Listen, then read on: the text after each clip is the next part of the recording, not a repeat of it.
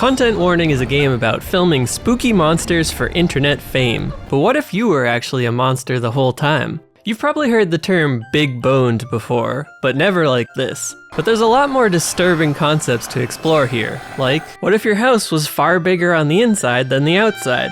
Wait a second, I think that's just the plot of House of Leaves. Now, Content Warning may seem like a simple, silly little comedy horror game at first glance, but there's actually a lot going on behind the scenes. Hey everyone, Dave or Effie here. It's been a little while since I put together one of these hacking, modding, whatever you want to call it type videos, but I've been playing a bit of Content Warning with some friends lately, and I got curious about how they design different parts of it. You know, these little multiplayer, streamer-friendly horror games always seem to make a big splash when they first come out, but then they disappear just as quickly a few weeks later. So even though we're about 2 months out from the initial hype this game got, I decided to crack it open and take a look to see what's inside. Screw the trends, screw the algorithm, I just break apart games because I enjoy doing it, so let's just get down to it. Normally, the first thing I do when I take a look inside a game like this is to pull the camera out of the player's head and have a look around. Since this is already a multiplayer game, it's no surprise that your body exists and animates exactly as other players see it. Some of you might also be unsurprised to hear that the pod you go down in doesn't actually move at all. All scene changes are just a simple fade to black. But one thing that surprised me is that monsters can spawn in areas that are completely off limits to players, basically making them stuck for the entire expedition. This is due to the way the game randomizes some things, like those walls that can sometimes have holes in them, opening up different paths. If a monster spawns in an area that's blocked off like this, they'll just wander back and forth forever, unable to figure out what to do. In that same vein, monsters can easily become stuck in tight corridors, even if the player is able to pass through them. I guess it makes sense that the bigger ones can't fit everywhere, but their AI has no clue how to handle this and will basically just walk in place forever. And since we're already out of bounds, here's a look at some of the maps from a bird's eye view. Like, did you know this map was supposed to be a giant boat?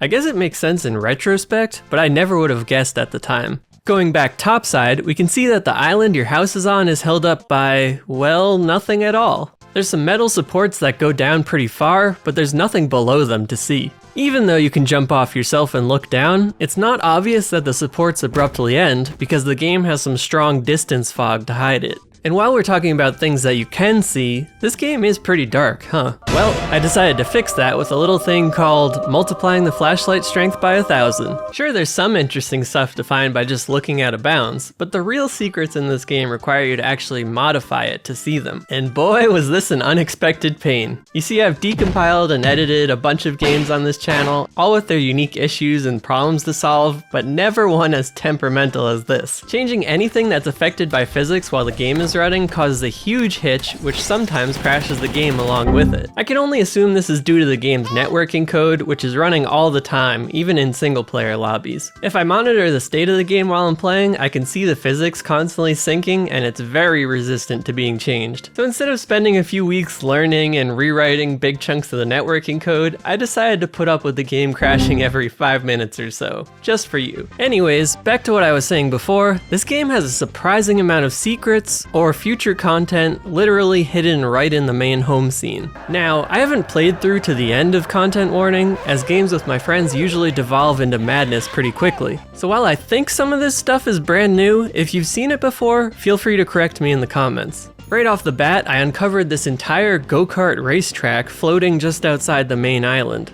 I teleported myself over there and tried to drive the cart, but it didn't appear to be functional. So I can only assume this is either unfinished content for a future update, or something that got cut out but left in the build for some reason. Speaking of invisible things just hanging out in the main scene, we have this Norf gun, which according to the wiki is an actual item in the game, but it just so happens to be floating here while no other item is like this. Also in the main scene is this object named Items to Make, with a bunch of empty named objects inside of it. Some of these things already exist, like the sound player and the party popper, while other things, like the pogo stick or the suction cup bow and arrow, don't seem to exist. Also, if you're wondering what a bioduck is, it means film screen in Swedish, which is where these developers are located. That one's in the game over here, but I can't say the same for the party blower snail-like flute, whatever that's supposed to be. And to wrap up the random invisible stuff I found, every hat in the game appears to be hidden on a dummy in the back of the hat shop.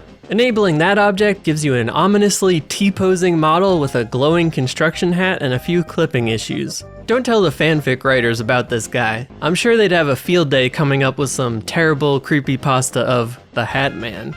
And no, I'm not talking about that Hat Man. Remember how I said earlier that changing anything with physics was a gamble on whether the game would crash or not? Well, given that the house was a static object, it didn't come with the same risks. And the result of me messing around with this fact ended up with one very long, somewhat liminal space. You could just keep walking off forever with no invisible walls or boundary teleports in sight. I also started changing the mirror upstairs because, wouldn't you know it, it's actually just a camera with a blurry effect on it. Not much different from the camera screen on the in-game camcorder. Moving on to the more risky changes, I started making giant monsters, tiny monsters, flat monsters, and everything in between. Unsurprisingly, this completely broke their AI, rendering them mostly harmless and immobile. On the other hand, editing the player model led to some much stranger things than I could have ever imagined. Unlike most games where you can simply change the size of a model and see it get bigger or smaller, changing the player's size causes them to morph into some strange eldritch abomination.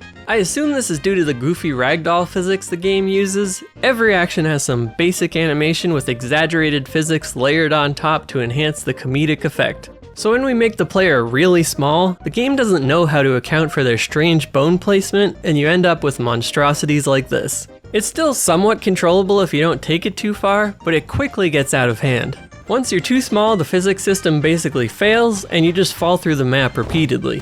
On the other end of things, if you get too big, all your bones start intersecting with themselves like you're being sucked into a black hole. This makes movement basically impossible, just causing you to bounce around the level until you inevitably fall off a cliff and the game crashes. So now that we've seen what's hidden both out of bounds and invisible in the scenes themselves, what more could we find? Well, the obvious answer to that is that we have to go deeper. So let's take it one step further and dive into the code itself. Inside the project, we can find some excellently named functions like this one called isSucking, which points to two more functions simply named suck and stop suck. We've also got some seemingly unfinished code, like this class for an enemy named Streamer, which does nothing at all. Curious. In addition to that, we can see some of the different assets used to make this game a reality. You see, despite what some players may think, most games actually do use assets to some degree, and there isn't necessarily anything wrong with that. The issue with assets comes from using them poorly, as in making an entire game from assets with no cohesion, originality, or style. Kind of like those infamous "we made Mario in Unreal Engine" videos that have about as much substance as a generic monkey JPEG. So yeah, content warning uses a couple assets, but I wouldn't say there's anything wrong with them. I think the game is pretty cohesive all around. But for those that are looking to make a game vaguely in this style, it can be useful to know what assets they thought were worth purchasing. Okay, rant aside, what was I talking about again?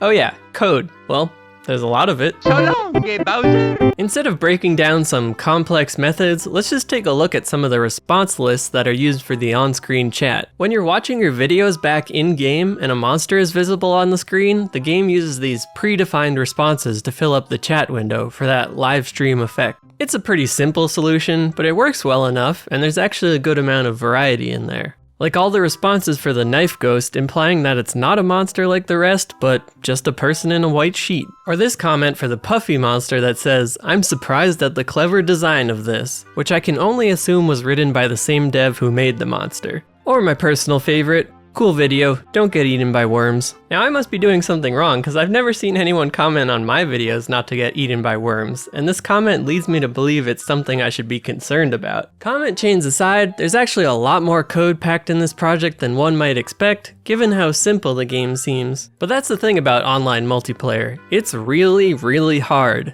If you've never made a game before and you're thinking of starting off with a multiplayer project, you're in for a rude awakening. So despite the random, seemingly unfinished stuff lying around throughout the game, it's very clear to me that the devs have put a ton of work into all this. Even if it may not be the hot game of the month anymore, it seems like they made a nice profit and will probably be making even more wacky physics games in the future. If you'd like to see more videos like this, I already have a handful of other ones where I crack open games just like this one on my channel. And if there's interest, I'm definitely happy to keep making videos like this. It's just that they take a while to put together, so I like to mix things it up with some smaller stuff in between. I mostly talk about random, small indie games that deserve more recognition, but I mix it up with some bigger releases from time to time. If any of that sounds interesting to you, subscribing is always greatly appreciated. Or, if you'd rather hang out and chat with us, feel free to drop by the official Discord server. I'll leave a link to that in the description. Anyways, thanks for watching everybody. Have a good one, folks.